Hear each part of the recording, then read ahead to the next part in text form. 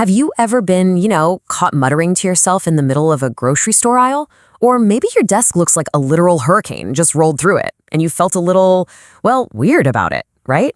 But what if I told you those exact behaviors are actually glowing neon signs of a highly capable, high IQ mind? Today, in this explainer, we're going to look at the fascinating psychology behind some of the absolute strangest habits people have. We're going to prove that your oddest behaviors might just be your greatest strengths. Okay, let's dive into this. It is so easy to feel self-conscious when you realize you just don't operate quite like everyone else. You might even try to consciously hide these habits just to fit in. But as you'll see today, these behaviors are definitely not flaws. They're actually highly efficient mental tools.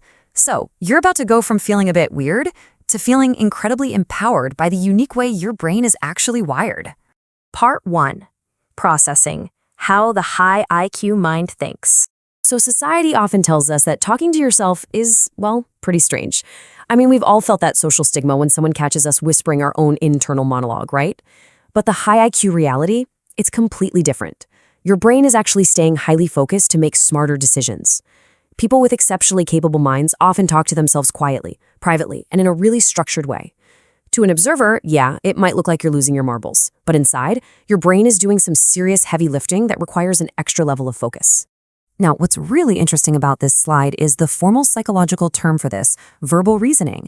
This just means turning abstract thoughts into concrete words to organize ideas way more efficiently and ultimately solve complex problems faster.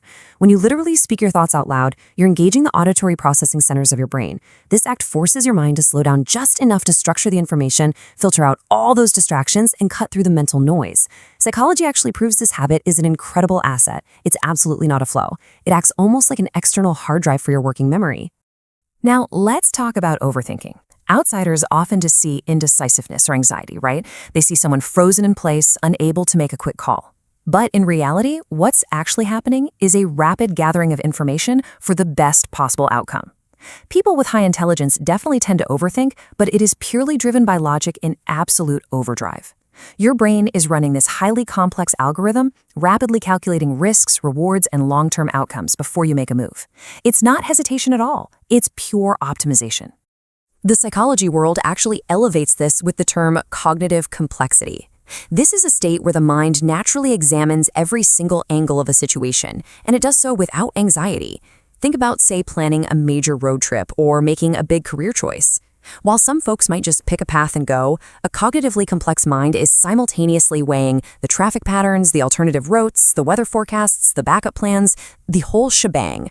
You aren't paralyzed by fear. Your mind is just uniquely capable of holding and evaluating a massive amount of conflicting data all at once just to ensure you make the absolute optimal choice. Just think about what a high IQ brain is processing simultaneously. It's tracking hidden details in a room or a conversation that others completely miss. It's projecting future consequences out to the 10th degree. It's mapping out endless branching possibilities like a grandmaster playing chess. When your brain is doing the work of a literal supercomputer in real time, juggling all this massive data at lightning speed, of course it's going to take an extra second to output the optimal choice. Part 2. Environment, navigating the physical world. Now let's slow down for a second and consider the habit of taking long, solitary walks. To an outsider, it might look like you're actively avoiding people, shutting the world out, or maybe just being a bit antisocial. But this is actually a really deliberate strategy to enter a deeper thinking state. You see, a mind that runs this fast, constantly analyzing every little detail, needs a very specific physical environment to find clarity and peace. Seeking solitude on these long walks isn't antisocial at all. It's a highly effective method for the mind to find the wide open space it needs to wander completely free of distraction. And there is hard biology backing this up. There's a really compelling reason why visionaries like Steve Jobs or Albert Einstein were famous for their long, solitary walking sessions. Walking literally activates the brain's creative and problem-solving networks. The physical, rhythmic movement of putting one foot in front of the other is a biological tool. It allows your subconscious to process background information and clearly connect disparate ideas that probably seemed completely unrelated while you were just sitting at a desk. So you aren't wandering aimlessly. You're actively problem-solving with your feet. Now, we've all seen it. The aggressively chaotic desk covered in coffee cups, crumpled paper, random office supplies. It looks like a total disaster. But the hilarious irony here is that while the physical space might be a complete mess, the digital and intellectual space is an absolute fortress. Think about it. If I ask you to find a specific digital file from 3 years ago, you'll probably produce it from a flawlessly color-coded digital folder in about 5 seconds flat. The physical mess completely contradicts the perfectly structured ideas within. And this brilliantly illustrates a concept called selective organization. It basically means putting your limited, highly valuable energy into what truly matters and completely ignoring what doesn't.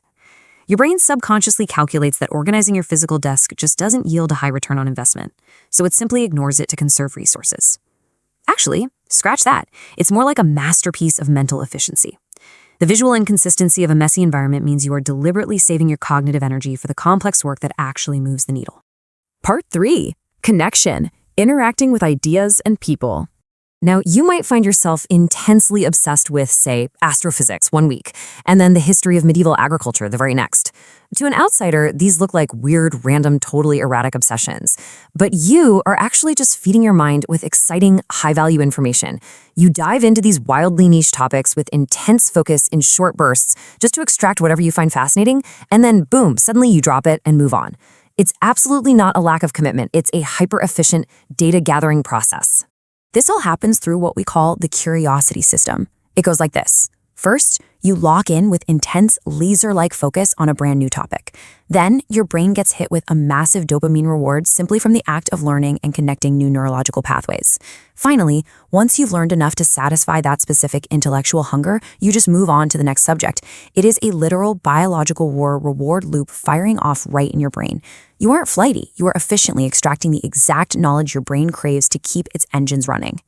This constant need for deep, rewarding engagement also explains why highly intelligent people often completely despise small talk.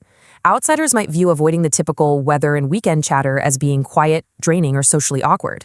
But the high IQ reality, your brain actively seeks depth, meaning, and new ideas. It's definitely not that you lack social skills. It's a strict, almost subconscious refusal to engage in surface-level conversation. Why? Because it literally drains a highly active brain that is just desperate for real, meaningful stimulation. You might be completely quiet in group settings, maybe hovering on the periphery. But the second the topic becomes complex, novel, or philosophical, you suddenly become extremely engaged. And honestly, this is incredibly validating to realize. You aren't naturally shy or antisocial. You are simply conserving your mental battery power for conversations that actually matter. Conversations that stimulate that powerful curiosity system we just talked about. Basically, you're just waiting for the right frequency to tune into. The high IQ operating system. Features, not bugs. So the crucial point is, all these oddities, the muttering in the grocery store, the aggressively messy desks, the deep dive obsessions, and the sheer hatred of small talk, they prove that your brain simply works in deeper, more complex ways than those around you. You aren't strange, you are highly optimized. Which leaves us with a provocative thought. If your brain operates on this incredible level, what else have you never noticed about your own mind? What other quirks are actually your greatest strengths just waiting to be uncovered? Keep questioning, keep learning. And if you want to uncover more insights about your own intelligence in future explainers, make sure to hit that subscribe button. We've got a lot more to explore together.